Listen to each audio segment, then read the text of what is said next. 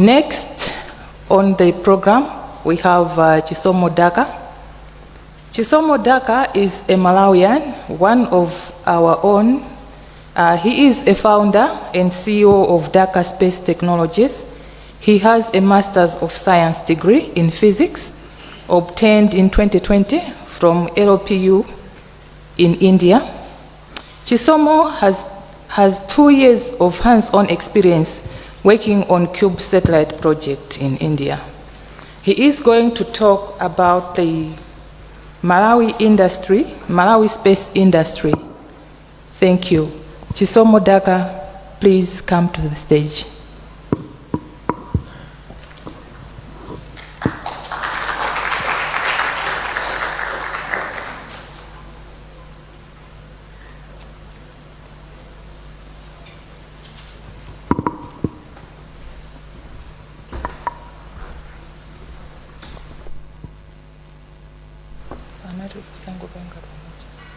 Just open this device. Yes. Please make it short.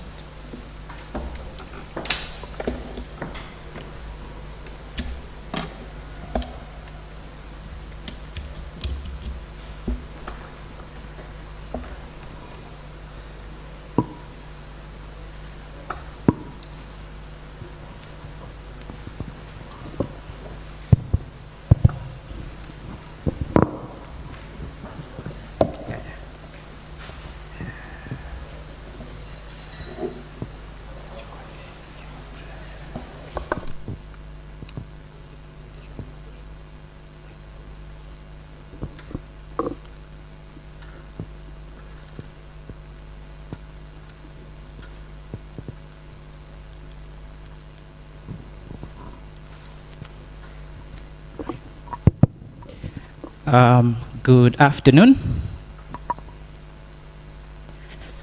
Good afternoon. Yeah, so welcome to my presentation. I'm told I have to be a little bit quick.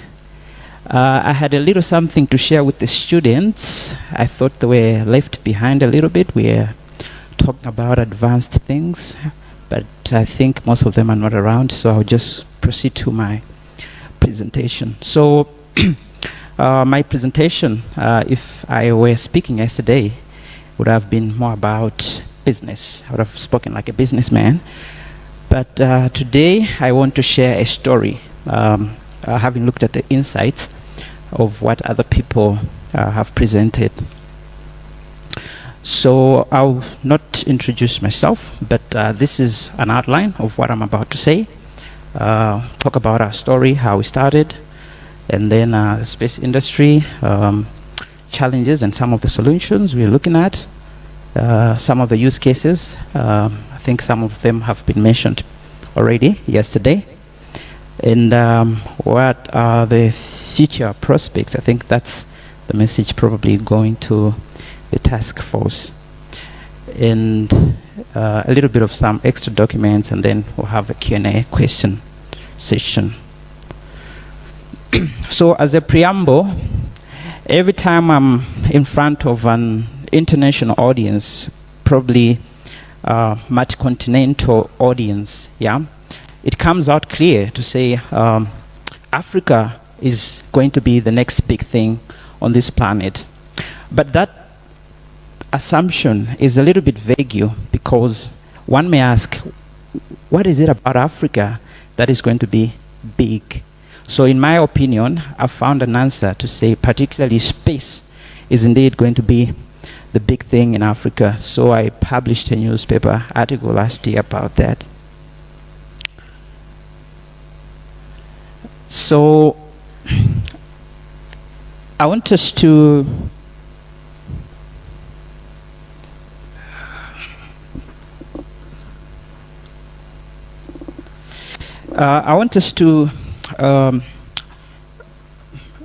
understand, how did we get started? I mean, did I just woke up and wow, I had a dream, I'm going to be in space?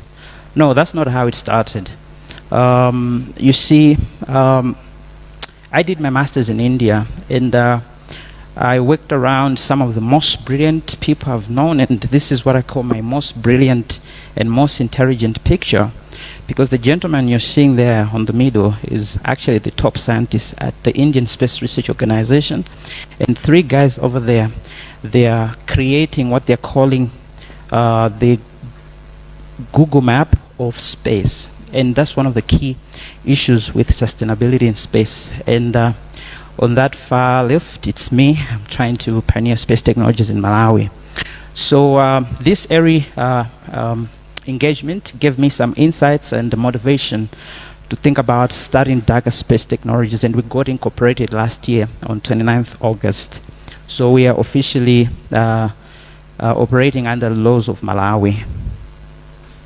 So what are the things that we clearly define us? You see, we are a very ambitious entity, very ambitious, because we want to be the industry leader in Africa. We want to take quantum leaps. We don't want to take baby steps. We want to take very, very big steps. And our ultimate mission is to be able to create these affordable technologies so that governments, businesses, and all stakeholders across the continent can afford them.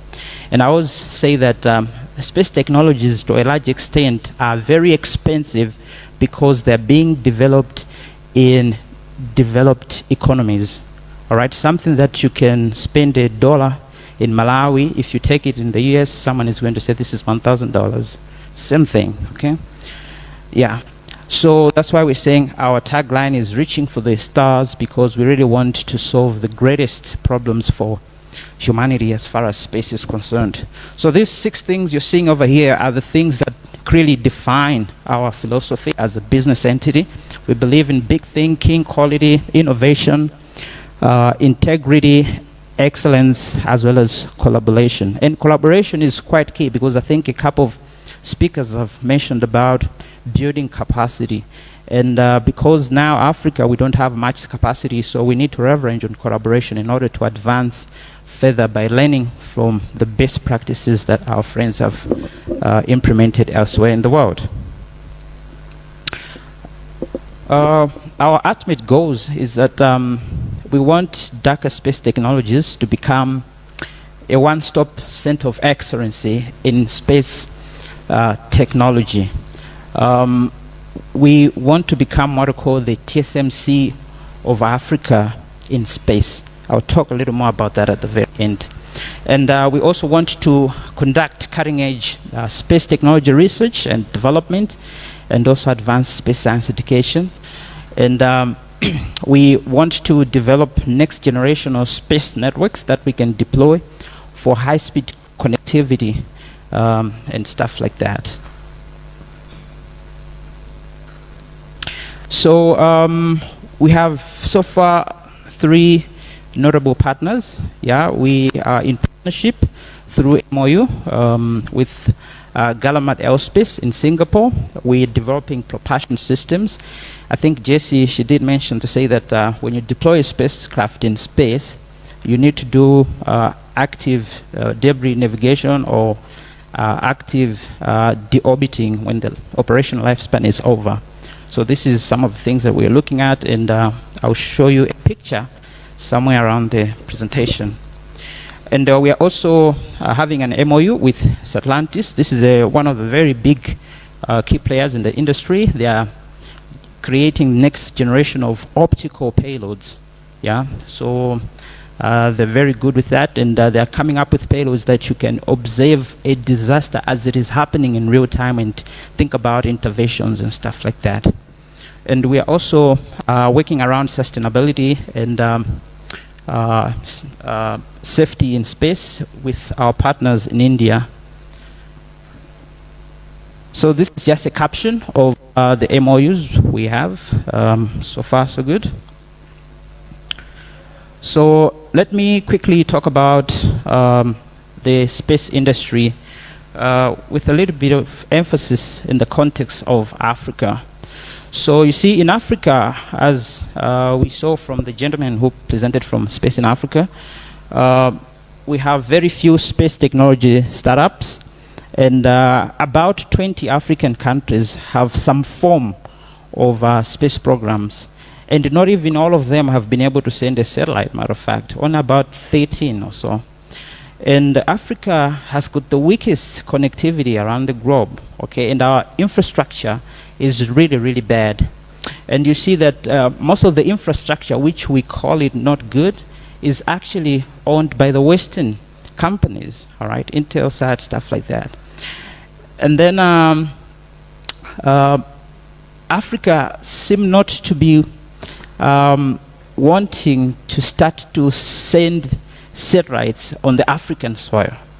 Okay, every time you hear a country in Africa has sent a satellite, it's either someone in Russia developed for them, okay, and then they took it to Cape Canaveral in US, they sent it, and probably someone in Israel is operating the mission, stuff like that. So this is a sad reality. It's like we are slowly lagging behind establishing a robust space technology industry. These are some of the quick facts of Malawi, all right? This is last year's data as far as I could get from the publishers.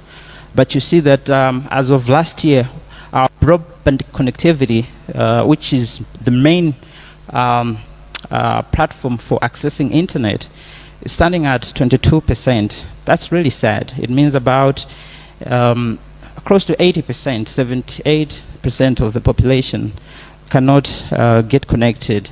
And you can't talk about satellite services if there's no connectivity to some extent. And you see Malawi is one of the countries that have lately been greatly impacted with the climate-caused disasters. Just last week, I think we had 3 days in a row of extreme heat, and I think some of the southern part of the country were reported to have experienced heat waves. So these are the sad realities that are coming in and going, and we're not keeping track of. And yeah, as I'm speaking today, there are some efforts to create the space agency, but I think as a country we still have an ambition to create a space program. And like Doc from Botswana, he mentioned, we don't really have to wait for the policies. I mean, we can push policies when they see us doing things. So you see, space is very lucrative, okay? If you do things right, you can get a lot of money out of space. No wonder, you know, the richest man in the world is actually a space tech entrepreneur. So even the African space industry is really huge, all right? As of 2021, it was standing at about $19.5 billion, okay? And you look at the global space industry is also a very huge market. But if you compare the two, you see that Africa, we are still a diminished small composition of the global global satellite and space industry at large.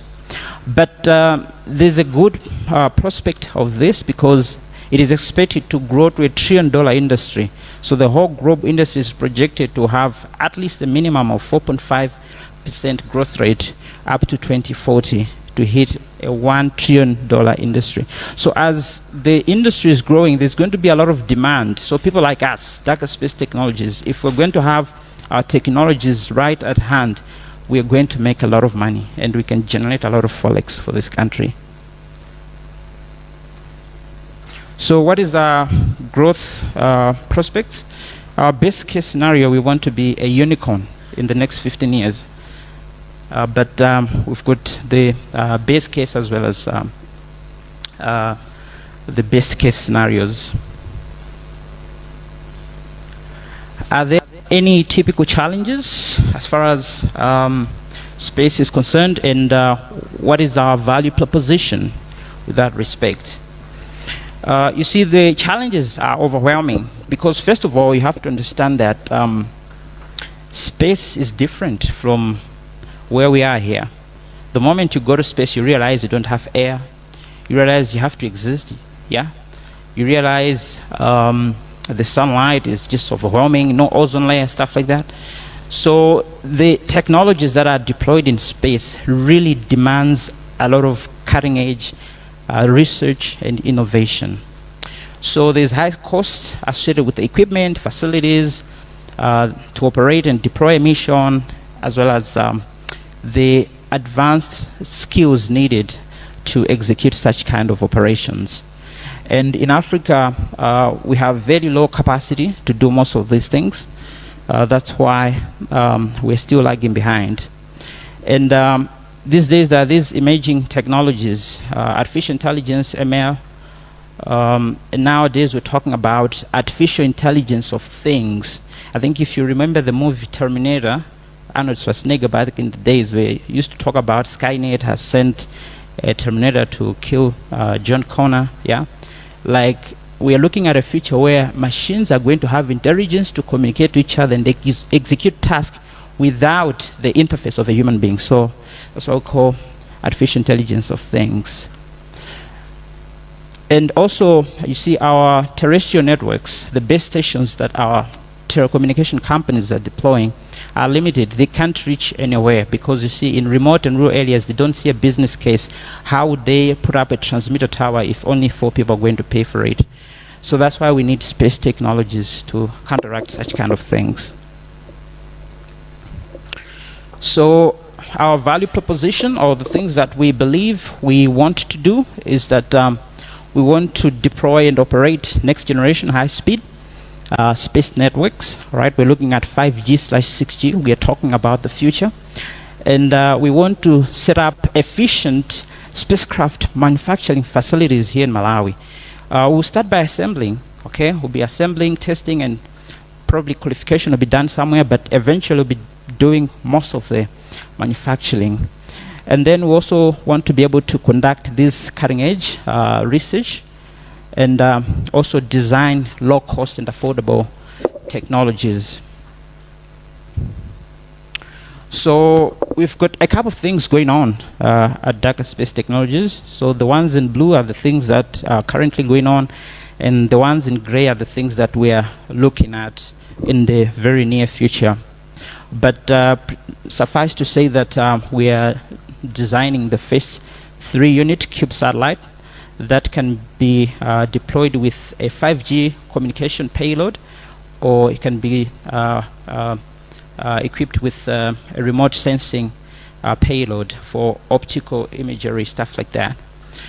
And we're also looking at 5G antennas and propulsion systems. But in the near future, we want to be developing facilities. I'll just give you an example quickly. The thermal vacuum chambers, TVACs. If you go to Europe, the cheapest would be around $800,000. But we have come up with some innovative idea. We want to reduce that price to about $80,000. So these are the things that we're doing. These are our design works, okay, in-house. So that's the, to the very left, that's the hardware platform and solar arrays for our 3-unit cube satellite. And what you're seeing over there to the very right, I've removed most of the details because we are going to patent that. That's what we call a 3x4 phased array antenna. Because with these advanced technologies, what you need to understand is that you need to create what we call beam forming, beam steering, and beam spotting. You don't want to be illuminating surfaces where there is no utility. Yeah, so you're using electronically scanned array antennas, stuff like that. And matter of fact, Jesse, we have designed first time a cold gas propulsion system that will be embedded in a satellite next year. Apart from that, we believe in space education and awareness, so we're developing a mobile app. I think it will be out very soon. We want to advance our awareness campaigns, stuff like that, so that people have got to know a lot more about space, because we want to build a Malawi community of space enthusiasts as well as space experts. So we are an open house. We believe in collaboration. I think you've seen already from the MOUs we've had. So we can collaborate in different fronts through investment, okay? And we can also collaborate on research and development. And also we can collaborate in advancing space education, awareness, and exploration. So our ultimate goal is to make space more affordable to Africa and beyond Africa. So let's see some of the use cases for space applications in Malawi. I think I'll just quickly go through them because most of them have already been said. Okay. Firstly, you can look at agriculture, and of key importance is what we call precision agriculture. Most of the times we're failing to be productive with agriculture because we are growing maybe a crop at a location where it can't do well, and sometimes we are starting the farming activities much early, much later, stuff like that. But with satellite data and many other data that can be acquired through space technologies, you see that you can precisely go about agriculture. And also, we also talk about natural resource management. You know, I think a few weeks ago I was passing through Chikangawa Forest here in Malawi. I just realized that the forest is empty and nobody is taking any data about it. Yeah, so through satellite technologies we can be observing what's going on with our natural resources, and that goes a long way to mining sector and many other resources in the country. And also with our 5G ambitions as a company, we want to advance high-speed connectivity. And also we want to make sure that we lighten up the rural communities who are usually underserved by our existing telecommunication companies. Disaster risk management, it's very, very important because these are the things that are setting us back into the days instead of forging forward, because we experience very heavy economic losses through disaster. So a robust early warning system incorporates satellite technology, and that's a fact. And because for the fact that with a good constellation of satellites, you can be able to monitor disasters as they happen. And you know, it's quite sad to see that some people usually become victims of floods and eventually die because they don't receive the attention in good time because we don't have proper monitoring. I remember the past flood, we went to a village in Chiladzulu. We took a drone, all right? And the mission was only there for 30 minutes, and then it was quite sad because with a satellite, you can be observing day in, day out, as long as your constellation is good enough. So healthcare and epidemiology can also benefit, because these days we're talking about telecenters. You don't have to have all the doctors in the world in order to treat patients. There are some of the things that can be done remotely. So there could be a doctor here in Lilongwe and treating a patient in Kasungu. So that can also be enabled through satellite technologies, because in the rural areas you need to have proper connectivity to do such kind of interventions. And also our city planners can also leverage on such data. I think a couple of guys have talked about how city planning and encroachments can be observed through satellite data. Another thing that we can look at as a country is advancing STEM education and space exploration. I think our children have got to be ignited and inspired right from the go. At the age of 5, 6, 7, a child should be able to say it out loud to a parent or to a sibling, to say, I want to be an astronaut, I want to be a physicist, I want to be an aerospace engineer. But that can only happen if we're giving some sort of support to them, and also enhancing our awareness at that level of education. And something that people don't really, because of politics, don't really like to talk about is security. And you see, the other gentleman from Space in Africa spoke about how space is a strategic geopolitical tool, okay? It's geopolitical too. Why? Because it's heavily controlled by governments. Why controlled by governments? Because the technologies that we use to build space technologies are the same technologies we use to build weapons, ammunition, stuff like that, okay? The rockets and stuff like that. So security is also very important, but beyond that, we can also look at surveillance and also reconnaissance missions to obtain intelligence before things happen. We can also use space technologies to do asset tracking. These days, people are losing vehicles and precious property, but nobody is able to track them because, to the other extent, we don't have proper tracking systems. And most of the data that is there in public, let me be very honest, I mean, if it's in public, it's useless, because you really need to have the ability to command a satellite to do a very specific thing for you. And you can only do that if you're running a ground station. That's the fact.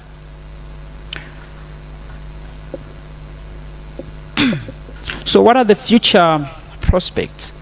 Malawi has potential, and the potential is already here. I can agree more with Madam Chair to say we really have to think beyond the borders. We really have to think about space technology, not as just something within Malawi. We can embrace it and then become the light of space in Africa. So what should we do in the near future as a country? Let's expedite the process to establish the National Space Agency. This is very important because it will be an umbrella. Startups like us will be shielded because people are going to throw a lot of stones. There's a lot of hunger in the country. Why are you talking about space? But I think the Space Agency is going to shield us from such kind of things. And then we need also to formulate policies because we don't want people with ill intentions to quickly develop technologies that are not good for good use because there are no policies. That's going to be disastrous. And we at least need to develop one space program. And if I may be allowed to suggest a space program, let's start with an Earth observation program, because we can use the same type of data to take image. I mean, it would be beautiful to say Malawi has taken its first photo from space using its own satellite. That would be beautiful. And let alone to see what's going on in the country in terms of agriculture, do proper land mapping, and get many other insights. We also need to start to dedicate resources to space technology startups, because we are startups. We are creating business models that have never worked in the country before. So we need that kind of shielding. Beyond tax incentives, we need such kind of grants for us to prevail to greater heights. And also let us leverage on collaboration, because in the space industry requires a very sophisticated value chain, all right, from hardware manufacturers, advanced chip manufacturers, and many other things. So through collaboration, I think we are going to create a very robust space technology industry. Why am I speaking in this way? Because you see, if you look at the Malawi Vision 2063, it talks about industrialization. And I think we'll be blindfolded if we think about industrialization as to only focus on the industries we have. I think space as an emerging industry is one of the components that is being touched by this vision, because the vision is a vision of prosperity, of a better tomorrow. So if you can leverage on the potential of space and then create the space industry within that vision of industrialization, then therefore we are going to expand and create new jobs, new opportunities, and also create advancement in science and technology. So what's our end game? Like I said in the beginning, we want Daka Space Technologies to be the TCMCs of space in Africa. You see, the story of TCMC is very, very important to understand. Did you know that in the whole of this world, there's only one company in Taiwan that creates the most advanced chips anywhere in the world? And that company is TCMC. it started like a startup as we are. They had a vision to advance semiconductor manufacturing, and as of today, the whole world depends on them. So we want to become the same in Africa. We want Africa to look at Daka Space Technology as the ultimate bearer of space technology advancements, research, and manufacturing. What about me? I think I would love to be remembered as the Elon Musk of Africa. And all great things begin with a vision, a dream. Thank you.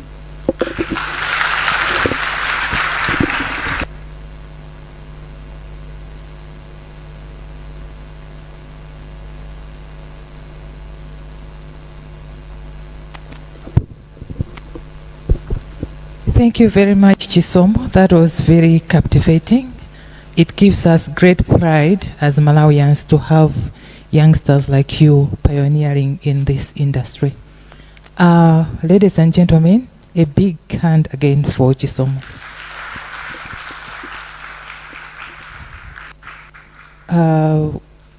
I should start with apologizing. We are going to take just 2 questions. Thank you. Yes, a hand there.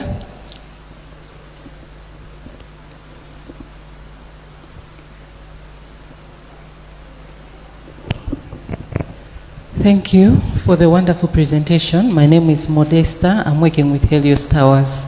You mentioned something to do with security. I was just interested having to note what has been happening in Israel recently. Israel is well known with its high intelligence in this field. Now, having noted that the satellites can be intercepted by hackers, which is exposing us to high security breaches, how is Malawi prepared to handle such issues? Thank you.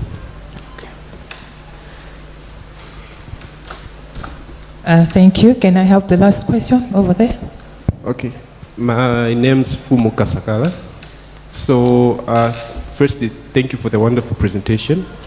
I wanted to know, since now DST is operational for some time, I wanted to know what challenges have you met in your operations since you started in Malawi, considering that we don't have a space program and there are not many people doing what you're doing. So you don't have a model to look at to gain knowledge from. So what challenges have you faced? And I noticed you also shared the companies in Singapore, in India that you have partnerships with. I wanted you to shed more light exactly what kind of services are you providing for them so that we can understand more what you're doing. Thank you. Thank you. And to close this session, please, Madam Chair, your question. Thank you very much. Congratulations. I think it's amazing that you've set up a space program before we've had space program, a space company. So really, I'd like to congratulate you and commend the work that you've done. I've taken note of some of the points you've made, and my question had been similar to sort of, I know some of the information that you're going to be dealing with will obviously be confidential, but to just get a greater insight as to what you've been doing, whether you've been working with data, how big is your company at the moment, and I think it's amazing that you've been able to work with experts as you have from India, particularly as they've just launched their first satellite out, sort of a spaceship up to the moon. I think that's a great achievement. So it also gives us a reminder, because we're constantly talking about partnering with the US and so on and so forth, that India is actually a key player, very quietly a powerful player in the background, and they have far more economical ways of doing things. So if you could just give us some insight as well about how you've been operating, and I have taken note of the recommendations you've made. Thank you. Thank you very much. Chisomo, you can take those. Thank you so much for your questions. And let me start by responding to the radio over there. You see, I'm a very good fan of geopolitics, so to say, and I'm well aware of what's going on in Israel, okay? But I think I'll be very cautious of what I'm going to say. You see, Israel, in its case, it was taken unaware of because there was a holy holiday, yeah? They were, I think, taken off guard, so to say, in courts. But that doesn't mean that their technologies really failed, okay? But probably maybe there was no one looking at it and stuff like that. But Israel is one of the greatest inspirations as far as space technology is concerned, all right? And it suffices to say that most of the people who are launching satellites, they usually launch very close to the water bodies, yeah? But Israel, I think, is one of the few countries, I think Israel and Russia, that are able to advance their technology and preserve security by launching satellites inland. And also their intelligence is quite remarkable. Yeah, so as far as security is concerned in the country, you see security has got different levels of perception, all right? And this is what the experts usually call it, security by obstruction, all right? There is a security that is perceived, but there's a security that is requiring active interventions. And this is where space technology comes in, because you don't have to rely on deterrence to say nobody is going to do this in Malawi. But what if someone does something? What are you going to do about it? So I've engaged the MDF, but I won't talk much about it. It's quite classified, but there are security issues that we are looking at. Yeah. My friend over there, you spoke about the challenges. Yeah. Well, I mean, as a startup, like I said, we don't have a workable business model, right? It's try and error, but I think we are trying intelligently, okay? So we have a lot of hiccups. And one of the hiccups we have, firstly, is perception.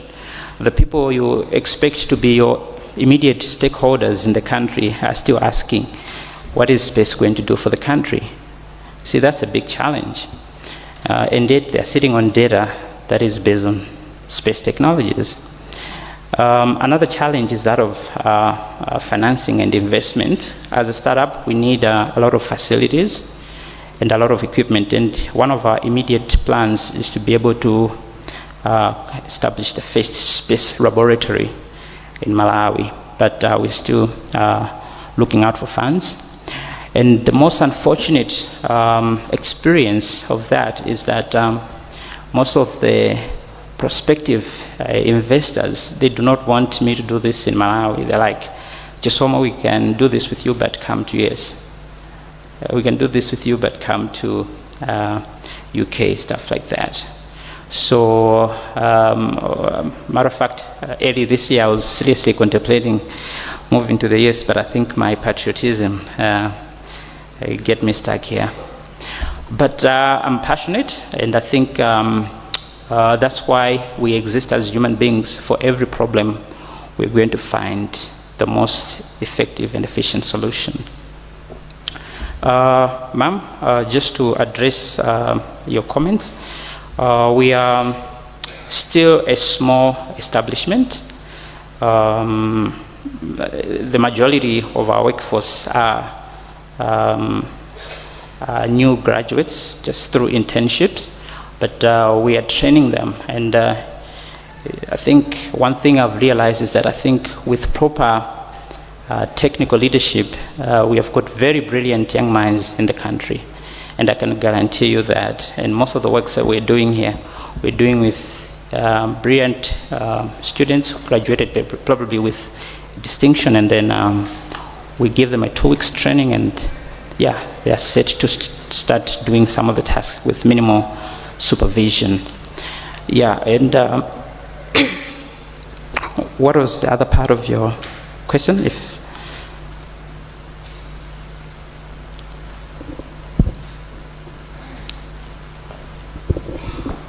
I think the other part of my question was more of a comment about commending what you had done.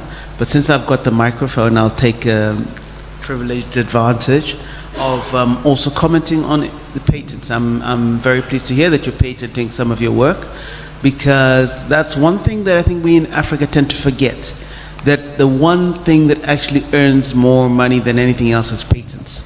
I think in this industry, in fact, the tech industry in particular, and we don't patent very much. I do understand people asking you to go to the States and to the UK. They will patent your products and they will make the money from it, trust me. Very, very likely. But of course, the options are always there. But we need to get to a stage where we understand patents, and because that's what makes money. Yeah, that's what makes money. I think it's Audi. Most of the money that Audi earns is not from the cars or anything, it's from their patents. And the patents they sell to all the other companies, vehicle companies. So yeah, we need to get sort of wise about that, more aware. Issues regarding, you were talking about stakeholders not understanding.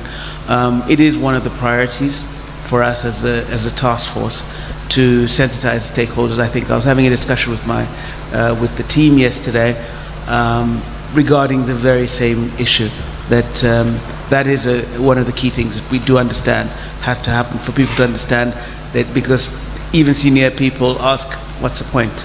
Because they don't understand that most of the data we're already using comes from space, but we're paying from it elsewhere. Yeah. Thank you.